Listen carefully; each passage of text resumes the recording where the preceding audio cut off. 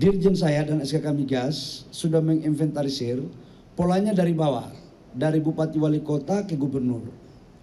Sudah menginventarisir kurang lebih sekitar 45.000 potensi sumur yang selama ini dikelola oleh rakyat. Ini kita serahkan kepada rakyat, kepada daerah lewat koperasi, UMKM, dan BUMD.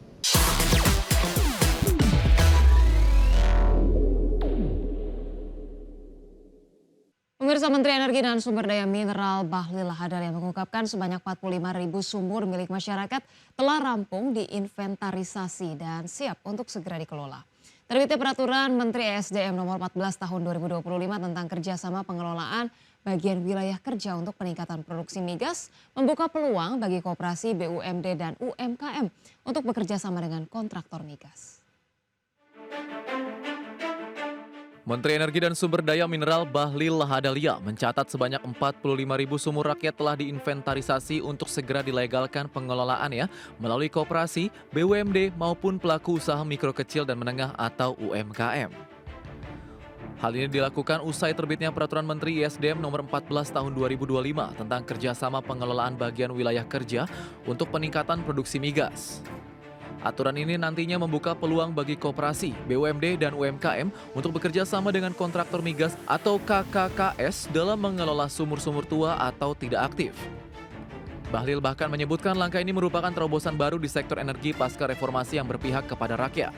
Cara kerjanya adalah Dirjen saya dan SKK Migas sudah menginventarisir polanya dari bawah, dari Bupati Wali Kota ke Gubernur. Sudah menginventarisir kurang lebih sekitar 45.000 potensi sumur yang selama ini dikelola oleh rakyat. Ini kita serahkan kepada rakyat, kepada daerah lewat koperasi, UMKM, dan BUMD. Dengan memperhatikan pengelolaannya, keselamatan, baik keselamatan kerja maupun dalam aspek lingkungan. Nantinya hasil produksi dari sumur minyak rakyat tersebut dibeli oleh Pertamina atau KKKS lain yang memiliki fasilitas kilang atau refinery dengan harga yang telah ditetapkan sekitar 80% dari harga Indonesian Crude Price, sehingga perputaran ekonomi di daerah akan terjadi karena langsung dibayar di daerah. Jakarta, Devin-Mansyah, IDX Channel. Pemirsa, meski banyak tantangan ekonomi global, perjalanan ekonomi Indonesia terbukti cukup kuat dan solid. Bahkan tercatat ekonomi Indonesia berkontribusi aktif sebesar 40% terhadap total perekonomian ASEAN.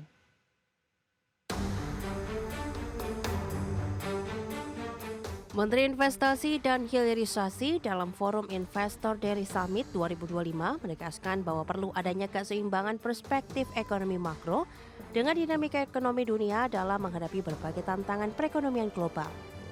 Di mana Indonesia saat ini memiliki persepsi perekonomian jangka panjang yang cukup positif, terlebih lagi perekonomian Indonesia tercatat menjadi pengisi 40% total ekonomi ASEAN. Rosan menekankan bahwa pemerintah terus memperkuat fondasi ekonomi, iklim hingga rantai pasok yang berorientasi jangka panjang. Kalau kita bicara ASEAN, saya sering menyampaikan ASEAN is the greater of Indonesia. Karena kenapa? 40% ekonomi ASEAN dari Indonesia. 36% populasi ASEAN yang dimana dari 650 juta, 285 juta ada di Indonesia. Dari luas tanah, 40% luas tanah ASEAN juga dari Indonesia. So obviously Indonesia mesti menjadi natural leader of ASEAN. Dan oleh sebab itu inilah peran yang dimainkan, yang kita jalankan pada saat ini. Dan ini kita bisa lihat dilakukan secara sangat-sangat luar biasa oleh Bapak Presiden. Di sisi lain, dalam menghadapi arah transformasi ekonomi di tengah perubahan tatanan global, perlu upaya maksimal dalam mengelola nilai tambah, inovasi berbasis pengetahuan, karena Rosan menegaskan bahwa masa depan ekonomi Indonesia tidak cukup hanya bergantung pada investasi besar. Dari Jakarta, Tim Liputan, IDX Channel. PT Sepatu Bata Tbk resmi menghentikan kegiatan usaha industri alas kaki untuk kebutuhan sehari-hari.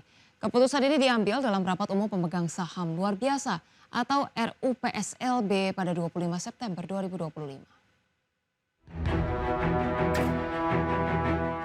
PT Sepatu Bata Tbk atau Bata resmi menghentikan kegiatan usaha industri alas kaki untuk kebutuhan sehari-hari.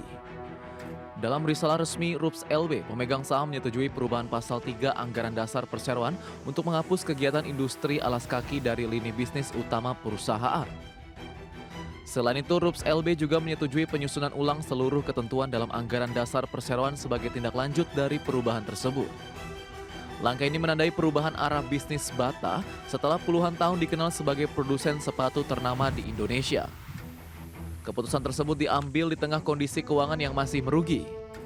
Pada paruh pertama 2025, Bata mencatat rugi bersih 40,62 miliar rupiah meski turun dari 127,43 miliar rupiah pada periode yang sama tahun sebelumnya. Namun penjualan bersih anjlok 38,74% menjadi 159,43 miliar rupiah, menandakan tekanan berat pada kinerja operasional perusahaan.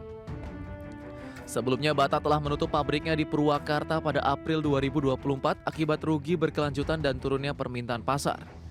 Kenaikan biaya produksi juga memperburuk kondisi keuangan dan memicu efisiensi besar-besaran di berbagai lini usaha.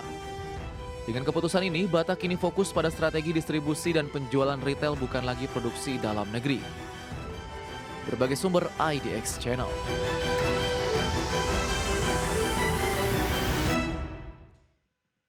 Pemirsa, PT Panorama Sentra Wisata Tbk menyiapkan berbagai strategi untuk memanfaatkan momentum musim libur akhir tahun 2025. Perseroan optimistis terjadi peningkatan permintaan di seluruh segmen usahanya, terutama pada masa puncak atau high season wisata. PT Panorama Sentra Wisata Tbk menyiapkan berbagai strategi untuk memanfaatkan momentum musim libur akhir tahun 2025. Korporat Sekretari Panorama Sentra Wisata AB Sadewa menyebutkan bahwa tren perjalanan domestik untuk libur Natal dan Tahun Baru masih didominasi oleh keluarga dan kelompok kecil. Destinasi seperti Bali, Yogyakarta, dan Labuan Bajo menjadi tujuan utama yang paling diminati wisatawan. Selain segmen inbound, permintaan untuk segmen outbound dan MICE atau Meetings, Incentives, Conventions, and Exhibition juga diproyeksikan meningkat. PANR menyiapkan penyesuaian dan paket produk yang menarik guna mengakomodasi kebutuhan pasar yang semakin beragam. Untuk memperkuat penetrasi pasar, PANR juga menggandeng berbagai mitra di sektor pariwisata seperti hotel, maskapai penerbangan, dan penyedia layanan transportasi guna menghadirkan pengalaman wisata yang lebih terintegrasi dan nyaman bagi pelanggan. Lebih jauh, perusahaan juga meningkatkan penggunaan teknologi digital dalam pemasaran dan komunikasi, serta menyediakan layanan konsultasi perjalanan yang personal agar dapat memenuhi preferensi dan kebutuhan pelanggan yang beragam. Optimistis strategi ini akan membantu perusahaan meraih pertumbuhan pendapatan yang signifikan di kuartal terakhir tahun 2025, sekaligus memperkuat posisi sebagai salah satu penyedia jasa wisata terkemuka di Indonesia.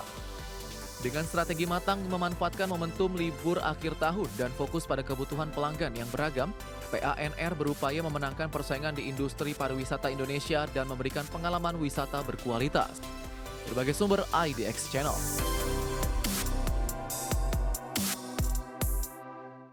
Pemirsa, PT Radian Utama Interinsco Tbk semakin agresif mengejar kontrak baru di sektor migas dan non-migas dengan fokus pada proyek yang memiliki margin laba tinggi untuk meningkatkan keuntungan perusahaan.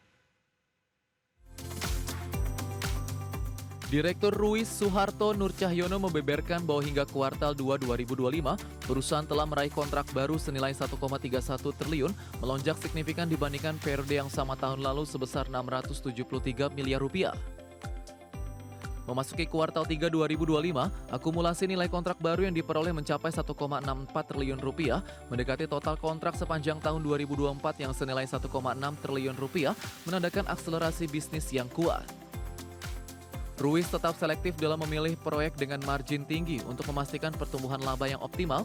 Strategi ini diyakini mampu memperkuat kinerja keuangan perusahaan di tengah persaingan ketat di pasar energi dan infrastruktur.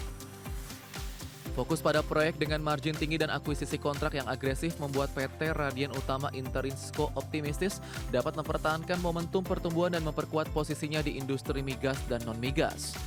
Berbagai sumber IDX Channel.